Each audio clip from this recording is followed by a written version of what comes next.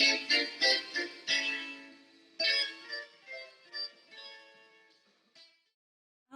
welcome. Hello, everybody. We are on episode 14. Thank you for joining us. And Michelle and I were just talking before we recorded. Just we're so grateful for all of the viewers, all of the subscribers joining along. So we hope you enjoy this episode. I wanted to check in with you, Michelle. Hi, Michelle.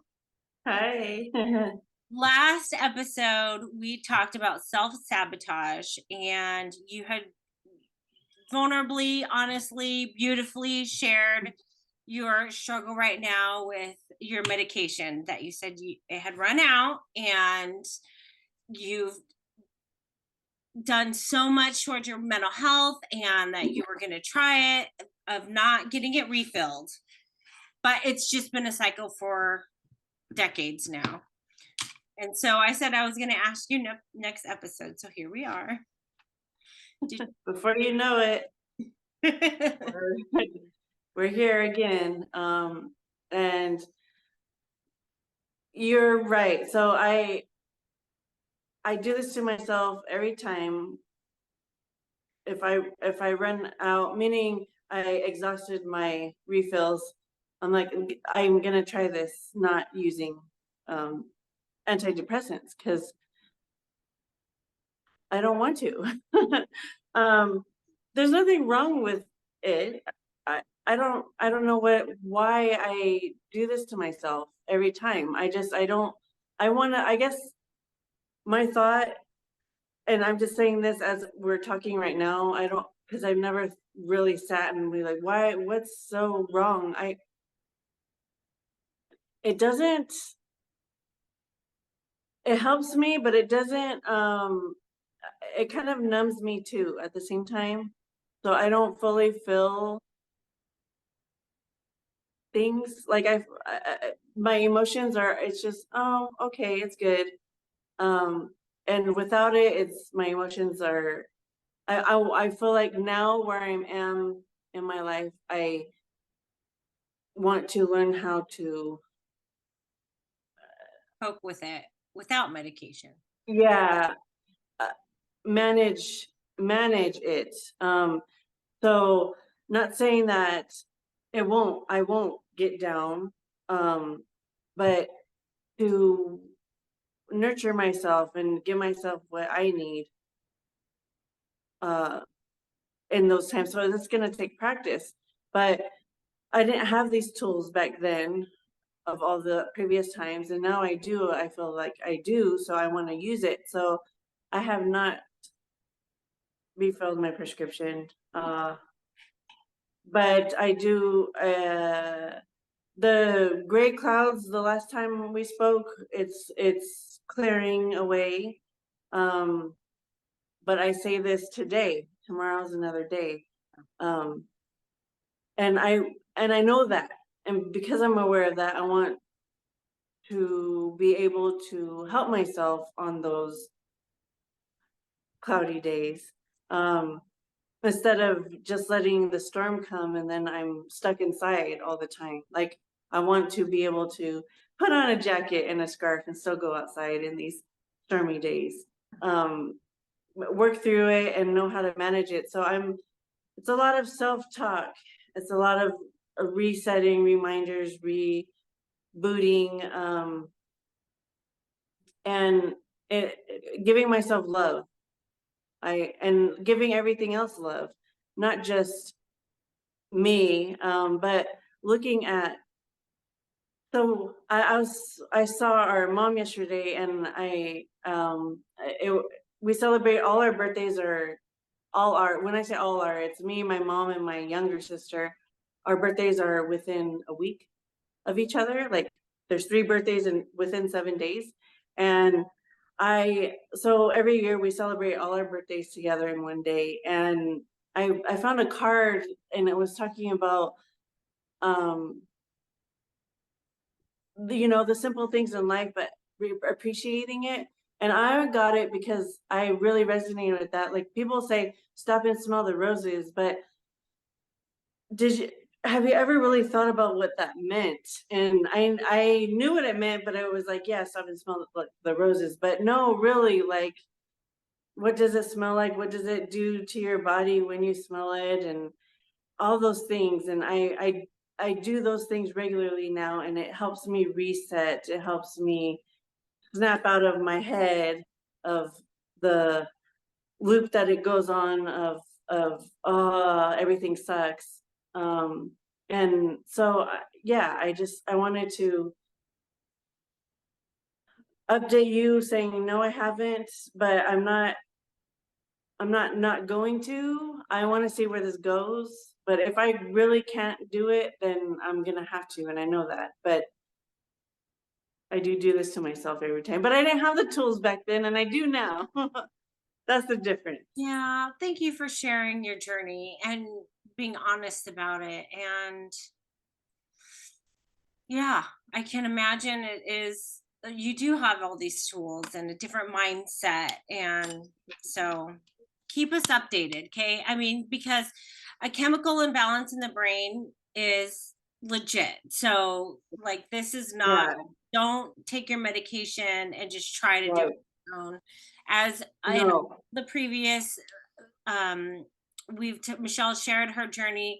Honestly, she's been in therapy for over 10 years and has worked diligently on her mental health and learned lots of tools on how to cope and manage it. And so now she's giving it a try, and keep us updated. I do want to hear how it goes. And you're, I mean, so with my daughter, she's 10, we're talking a lot about emotions. Like, she feels anxious a lot, and she's like, do I have anxiety? And so we've talked a lot about it, and I had shared with her, like, everybody has anxiety, everybody experiences depression, everybody, these are emotions that we feel.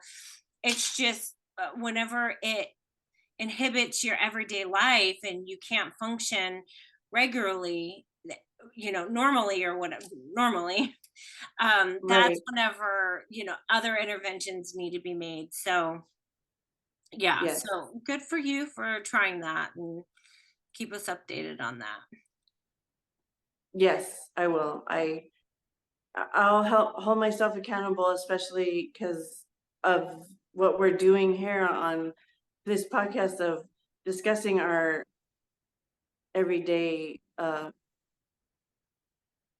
I don't want to say troubles, just our experiences and what we're going through, because I know we're not alone, and I know a lot of people are not alone, but they may think they are. So yeah, I want to share. Yes. That is a good share. But in that, we were talking, you mentioned right now of the mental health. And I know a lot of things we talk about have to do with that, but it's just where we're at right now. And I'm seeing it a lot, like, for example, at work. Um, I see, and it's not just my job. I see it when I go to the store. I see just the workers. When I go places, like, people are not happy. Um, I see, I guess I'm more aware now. Before I was in my own bubble, like, oh, poor me. But now I'm like, "Ah," and I go and I'm like, and everyone else is, oh, everyone is just so down. And I can, I can see it more clear now than ever. I don't know what you've been experiencing, Desiree. And when I say more clear now than ever, I mean, um, pre-COVID. And I don't know if COVID had anything to do with it, or maybe it's me and my perspective in life, because I'm in a different place than I've ever been. So I see things differently. Um, but like, when people are at work, they act like they can't wait to go home, which we all want to be home, or we all want to be having fun. But work is your livelihood. Work is putting food on the table. Work is putting a roof over your head. Work is all these things. And we all have to do it. So why don't we find something that makes us happy? Um, if we're working someplace that we're miserable at, there's two things. One, find another place. But two, if you're miserable, if you're just a miserable person, if you go somewhere else, it's gonna have the same. You're gonna have the same.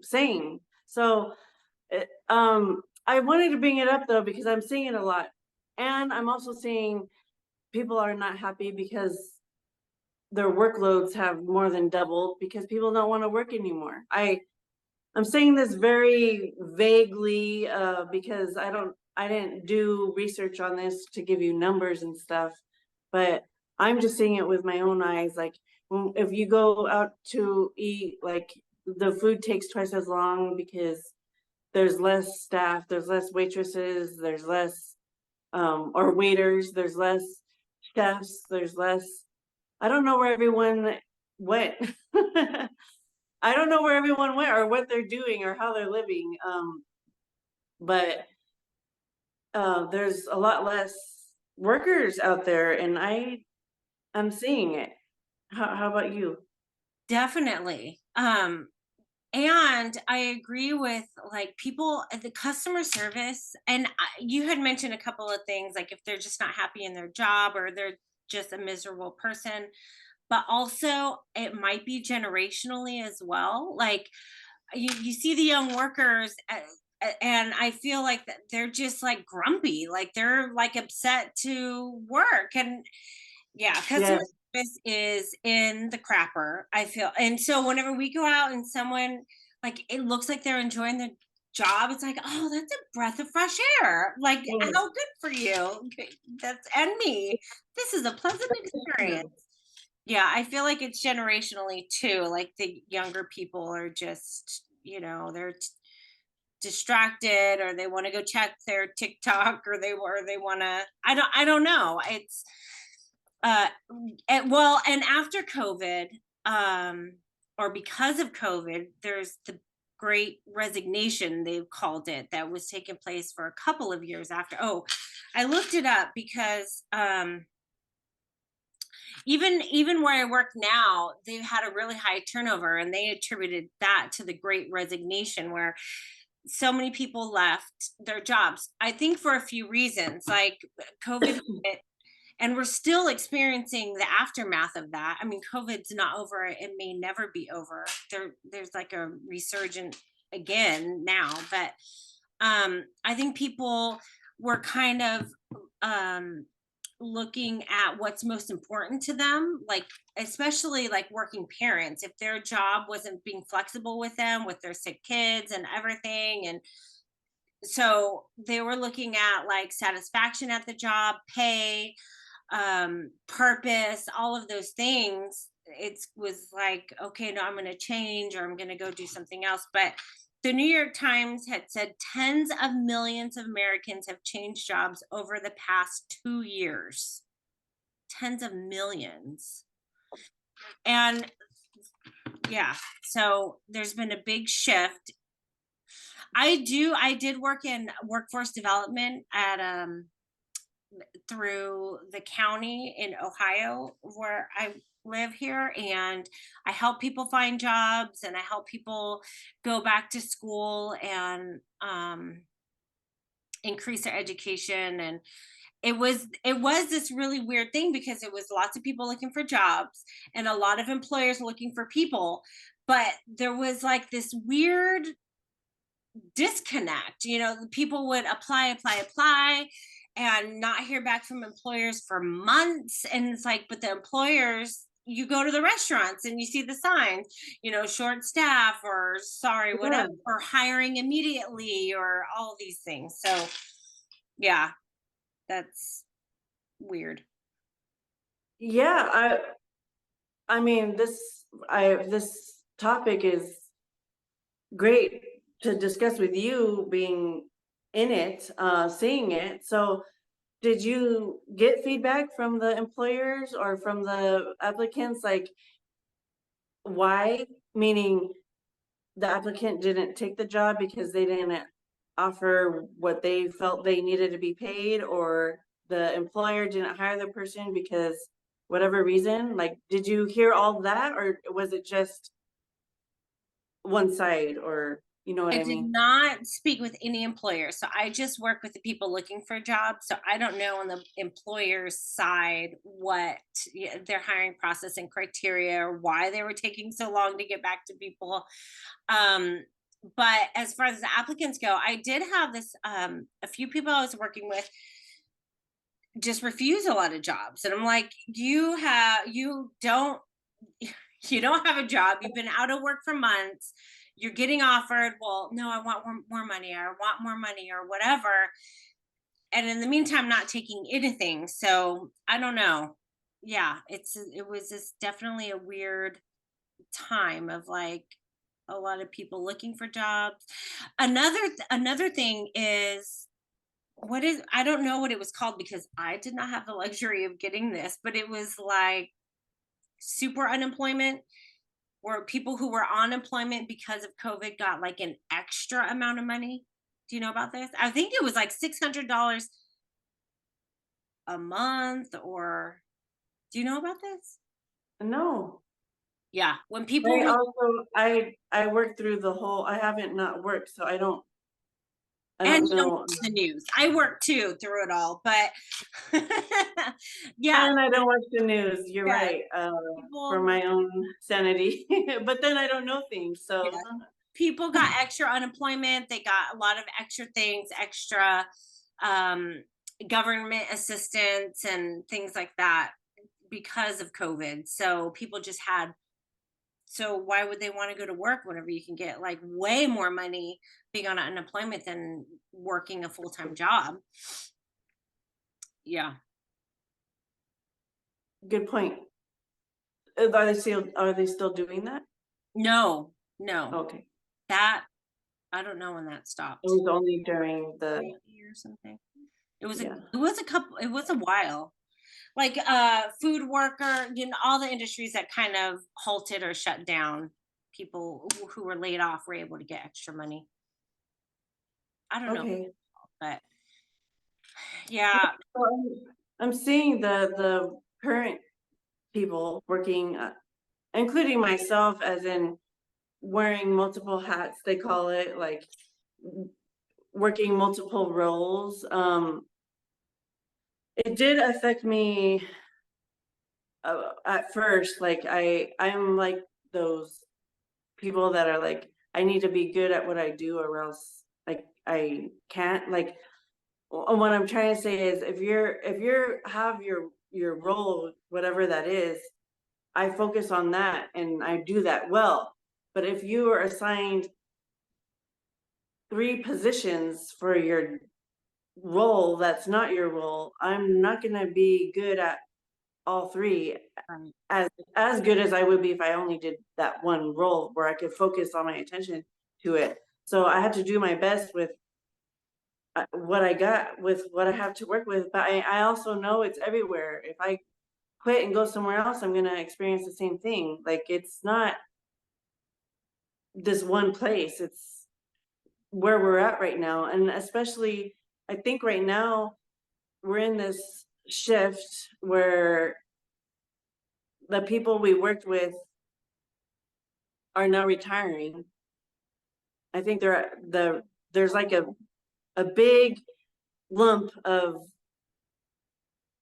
the what are they? The baby boomers, or I don't know what generation that's called, but they're retiring right now. They're leaving the workforce, so it's leaving all of us to continue, but we're they're not getting replaced or anything like that to where we're doing multiple things, and then people are not happy. But I think it's just that weird transition right now of everything. Everything is changing. It is. And it's like growing pains, I guess you could call it that. Another thing, you kind of mentioned it about employers and their not hiring people sufficiently for different roles, like just, oh, well, this person left. So now, Michelle, you can do that too. Um, Yes, that cul- is happening. it's happening to you. Mm, Maybe we'll get yes. to that another time, or would you like to expand further? No, it is happening and but I know that it's happening everywhere, so I don't want to single out where I'm at. And I am in a much better place now where when I say this is, if this happened to me 3 years ago, I would be like, oh, but I'm Overwhelmed. in a better place mentally that I know I'm just gonna do the best I can, and if that's not good enough, I I'm sorry. Okay, I have so many We ideas do about the best that we can. I have so many thoughts about this because Michelle and I did talk about this a couple days ago. We were on the phone and she was sharing with me about what's going on at work. And that's exactly what she said is like, I was like, well, how do you feel about that? Like, it sounds intense. And she's like, that's exactly what you told me was that if this was a few years ago, it'd be so overwhelming.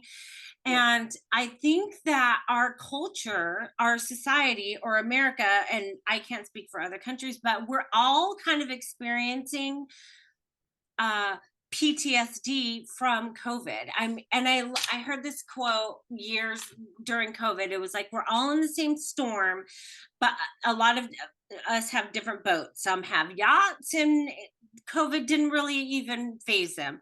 But they were in the storm, but they had the yachts. Some were on life rafts, and some were in dilapidated boats. And I love that because it was traumatic, like the world shut down, and mentally, like emotionally, of the fear of, are we going to die, and the not knowing, and right. rebuilding our lives, and the masks, and like we're all kind of coming out of it now, but a lot of people haven't addressed that or processed that, um how that's impacted their mental health, and they're just, pushing through or whatever, on to the next. And you have been very intentful with your mental health for a long time because you had to, and that's been a beautiful gift because a lot of people don't have to and don't realize the importance of tending to their mental health, and how things like this can affect them. And now they're like floundering, like, kind of on edge, or kind of like anxiety or just a lot of different things that have resulted from the experience of COVID, however their experience was. So that is such a great point that you. Very, very true and good point. And yes, uh, everyone should be addressing their mental health like they do with their physical health. Well, It's a lot of people should be addressing their physical health too, that don't, but should. Right. yeah, but it's never, the physical health is more paid attention to, and we mentioned this before, and the mental health isn't even a thought. It's not even, it's becoming more of a discussion, but I know when we were little, in the 90s, it was like, you're in therapy, you're nuts. Yeah. And it's not like that anymore, thank God. It's Yeah. a lot of people are in it and they want to improve their lives, and it's improving your outlook on life, and who wouldn't want that? Yeah. But it's hard work. One of our I'm saying it episodes after about I've me been, having a breakdown about all the. I'm like, I'm right in the thick of it. This is so hard. Yeah, it is hard work, but well worth it on the other side. Or leave it, even these tools. And case in point, exactly. Life is going to come at us, and there's always going to be challenges.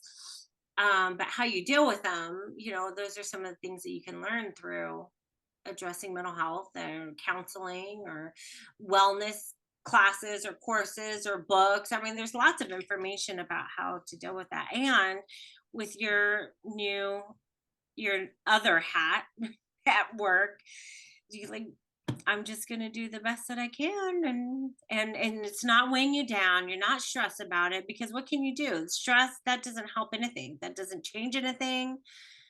It just is harmful to you. Yes. And I go within to look for the answers versus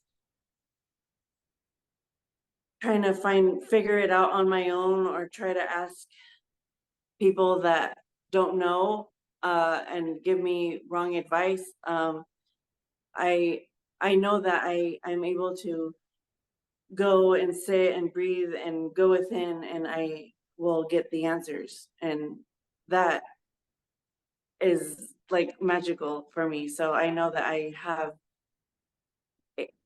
the tools or the capability of actually working through things that I never thought I could before, and I know I can now.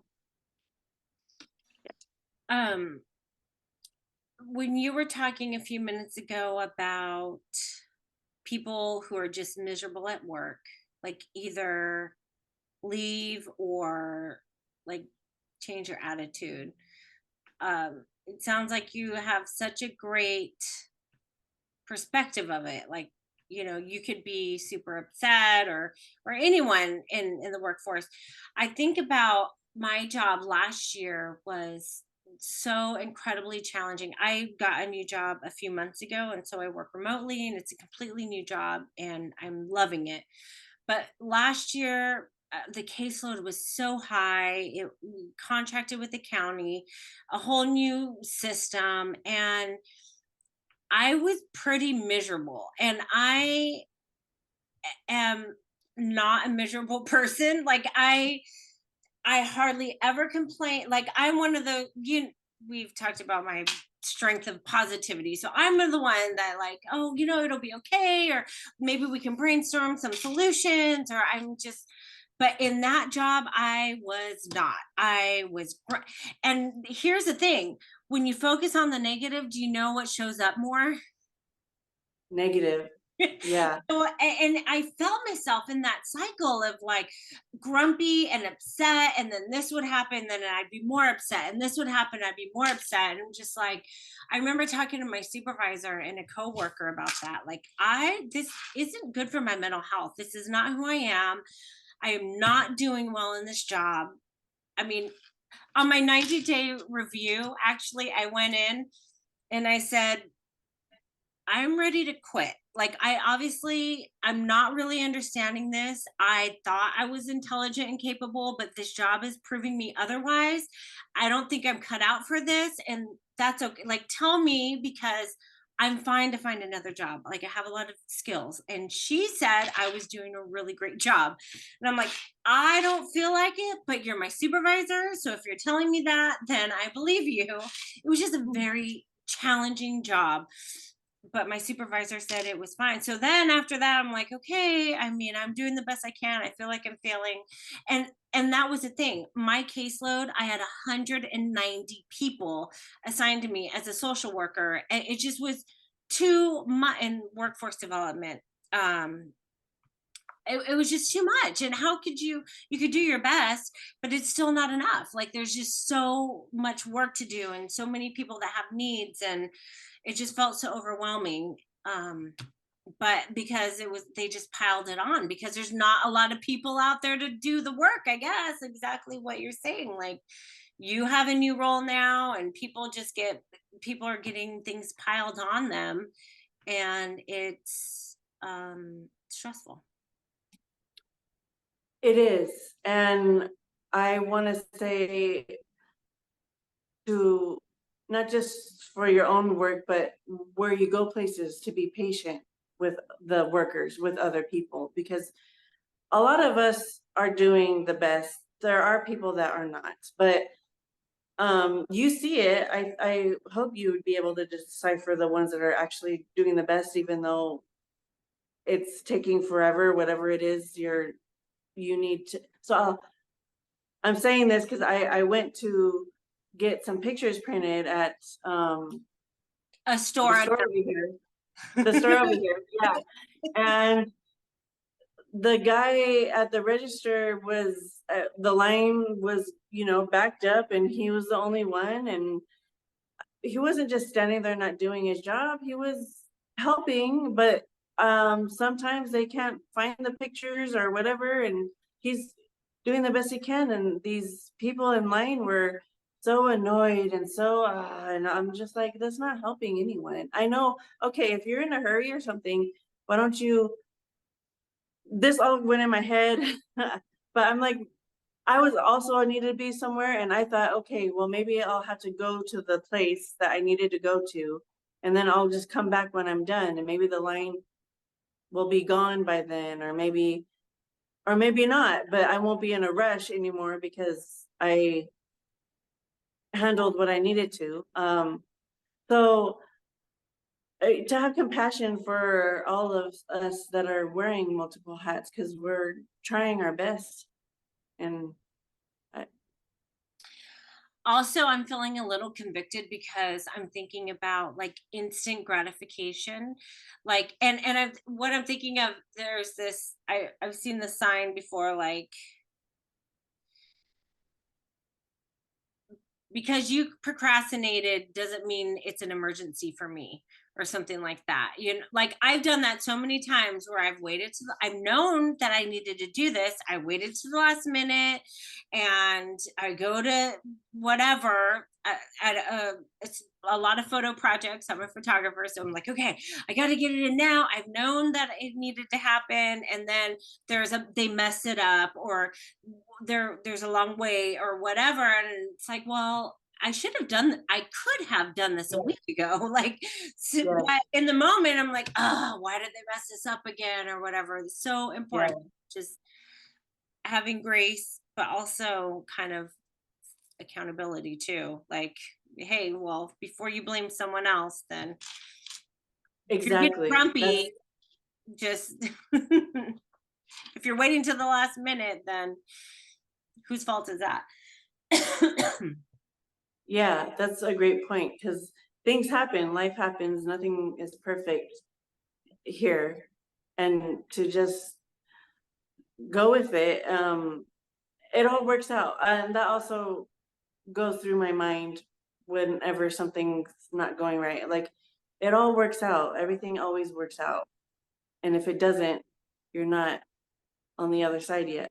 But it all works out. So just It's okay. bear with it. Like, just roll with the punches. Or so what for you, what happened? You ended up getting your pictures on time or whatever? Or what was the delay? 30 seconds, a minute? Like, that 60 seconds felt like an hour to you because you're in a hurry, but it really, like a stoplight. You're in a hurry to get to work, Yes. and the light's red, and All you the lights are red when you're in a yeah. hurry, by the way. If you don't know Murphy's Law, Yes, National Red Light Day, we call it. And um, it, how late does it really make you? right, I, minute, 2 minutes. maybe not even. Yeah, I've noticed that because I'd be at, a few red lights, I get stopped, and then all of a sudden I see the car that kept going. I'm like, oh, but now we're caught up. And it make one difference. Yeah. Yeah. I think So about that when here's a question. I was just talking with this about, I was just talking about this. How were we talking about this? Last night we were at a fall festival. It was a beer and wine fall festival in our community. And so me and my husband were there, and we were talking with someone about being always on time. Like, he was like, the other guy was adamant, and I was like, oh no. I said, I am always late. And it's my son's pet peeve. Like, he hates that I'm late. And you know what? He is like always 10 or 15 minutes early because he hates that about me. And good for him. But we grew up always being late. Like, I don't mind being late. Daddy always wanted to make an entrance. That was just the thing. We just go late, and I am always late, and it doesn't bother me. And are you always late? Yes. Okay. I was hoping you'd confirm it. Well, I mean, they called it Mexican time. Like that's Yeah, I think it's a cultural thing. it's I worked with customers from Brazil, and even in our meetings, they're about 15 minutes late on like Zoom calls.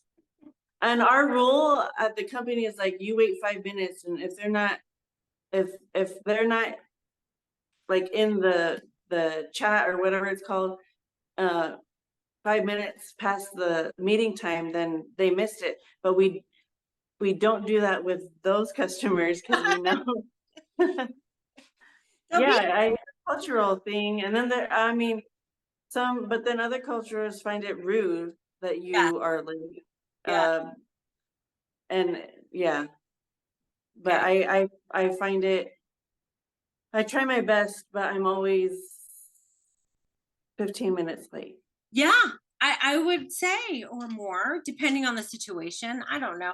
Oh gosh, we went to a party last weekend. It was a friend's football party. Well, hold on. Let me get this.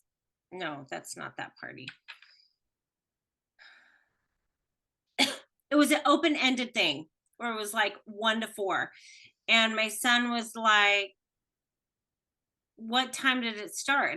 And it was like 1:30 when we were like getting ready to go. And he's like, what time did it start? I'm like, 1. He was like, ugh. I'm like, but it's open-ended. Like it didn't like everyone was there at 1. Like you could just show up anytime. But he totally sighed and was irritated. And I don't know. I don't mind, but he hates it. And but it's good to know you are too. I mean, that's how we grew up. That's Yeah. a cultural thing. And anyways, it's not good to be late at work. No, Speaking of work, be on no. time. All right, Michelle, do you have any more thoughts on this? What do you think about workplace and mental health and all the things? All the things. I have a lot of thoughts, but I I also think I have a feeling that this conversation may get a lot of flack because there's so many situations out there in the workplace, not just isolating it to the two things I mentioned. Um, I know that there's toxic work cultures and things like that. Like it's not just your attitude or mindset. I know that those things will help tremendously though. We're dealing with places like that, but also um like what I don't want to just put out there, oh, just go and find another job, or why are you still there, or change your attitude, or I don't want to just make those claims, I guess you could say, but actually give some tools of what you can do to help yourself in these situations, because you do need to work.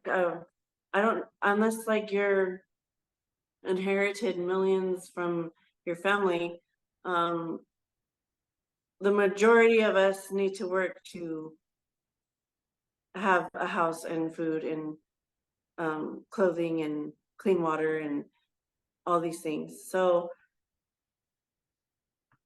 yeah, just tools to help you go take training, like do online courses, do trainings, do uh, I know LinkedIn has a lot of coursework you could do at your own pace, just so you can have an advantage of finding work elsewhere. If you think you're stuck, you're not. Right. You're not. There's a lot of options, especially so many people hiring. That's what we were talking about a few minutes Yeah. ago. It's like so many people are hiring is that is such a great point. And that is what I told all the clients that I work with, like people who were miserable in their job. First, update your resume and take good time to update your resume. LinkedIn courses. There's also certification programs. I don't know if a lot of people know community college, different universities. You can take like a 5 week, 2 month, 3 month certification course and get certified in something. So if you're miserable in your job, you can take the steps. And at least when you're in your miserable job, you can know that there's a light at the end of the tunnel, that you're doing something to help where your situation. Yeah, a certification course. I know LinkedIn is a great. Are you on LinkedIn? You're on LinkedIn. I'm on LinkedIn. I have not focused on LinkedIn or built my profile whatsoever, but I know that it's a great resource for building up your network. And yeah, and that was one of the big things through COVID, or this great resignation, is a lot of people were considering, what do I want to do with my life, and where do I want to go? And it kind of like had a lot of people thinking about all those things. Like, I don't just want to work in whatever industry or whatever industry. I want to do something more. I want to make more. And there's a lot of different steps that people can take to better their education and their career. So if you're miserable in your job, I agree. PMA, you need a positive mental attitude to get through the days. But if you're working on something on the side and know, like, okay, this isn't forever, like, I'm working on myself, I'm working on my education, I'm working on different things, then you know it's not forever, and you have a goal to move forward and move up and change your situation. Yeah. Yes, and what do you love to do? Because a lot of times we get stuck in whatever we ended up doing just to pay the bills, and that's not fulfilling, and that's another reason why you're not happy because you're not doing what you like. And what is that? And find a profession that deals with whatever it is that you like to do, because there's so many professions and jobs out there that it's limitless. That are aligned There's a with your gifts and talents and yeah. interests and passions. And there's a lot of tools online too, like assessment tools where you can take, um, like in Ohio, I worked for Ohio Means Jobs for a while. And yeah, there were tools online. You can take an assessment, a career finder, and it could ask you all of your interests and education and experience. And then it could say, this is a great like portfolio, or this is a lot of different options for you as well. So there's hope. There's hope. Yeah. There's hope. Well, There's another thing that I did whenever I was miserable in my job, okay, I loved working with people. Like, I love my clients and the people that I work with. That made me happy. It was a political BS and everything down on me that was so overwhelming. The paperwork and documentation and the systems and the county and the state, like, it was just so much. But what I did, and I think that this is helpful for anybody, you need to find something to motivate you. So what I did was I started creating a document, a Word document. I had it on my laptop. And when someone would give me a compliment, or like, thank you so much, you helped me, you changed the trajectory of my life, you anything they oh, said, I would copy and paste it, and I just put it on this document. So when I felt like so overwhelmed, or oh my gosh, I can't do this, I would just go back and read that. Like, I'm helping people, and specifically in social work and working with people and their really difficult challenges, it can get really hard. But like, if you're working whatever industry, if you just make a note, like, of a compliment, or someone, thank you so much for what you did, or you helped me with this, or help me with that, take a note, write their name, write the date, and when you go through that, it's like, okay, and I labeled the document, "You're doing okay." That was the name of my document. You're doing okay. It was on mhm. my desktop, and whenever I felt overwhelmed, I would go through that regularly. Of like, okay, it's hard work. This is difficult, but you're doing okay. So there's different things that you could do to keep your attitude up and cope with the days, I guess. I love that. That's great advice, Desiree. Thank you. I'm gonna do that. You should go through Yeah, your emails from all the great positive feedback. And when you feel like, like, no, no, no, I'm doing okay. yeah, that's good. Yeah. All right. Yeah, so I just wanted to make sure that we're not just saying, this is out here and change your attitude or leave your job. Like there's I don't want to give that advice either. We're just talking about our experiences and what we've been seeing, and then to let the viewers be aware that there are things you can do to help yourself with your situation when it comes to work, like the assessments that you're saying that are online. There's so much stuff online that you can look up, and there's always there's like I said, there's a position for everything. And if you're not doing something that you feel is fulfilling for you and yourself, then you're not going to be happy. I I went through that phase, and then I took another route, and then I realized, you know what? I was somewhat in line of what I wanted to do. I just needed to tweak it here and there, and now I love where I'm at, and in everywhere, in every aspect of my life. I'm just trying to share my experiences. Yeah, it's good. That is good stuff. So, if you're not happy in your job, please comment, share what is your position and what is your job. No, I'm just kidding. No, don't do that. If you have other tools on how you Yeah. are dealing with challenging work situations, we would love to learn from you and hear about what you're doing and just keep the conversation going. So, with that, I think we're going to close out here and looking forward to our next conversation, Michelle. Yes, looking forward to our next conversation. I love it. Um, Oh, I may have a guest for next week, so stay tuned. stay tuned. Surprise guest coming up. Maybe, maybe Yeah. not. Check out episode 15 when it drops. Yes, All right. I love you. We'll talk to you I later. love you. Thanks for tuning in, Okay, guys. All right. bye.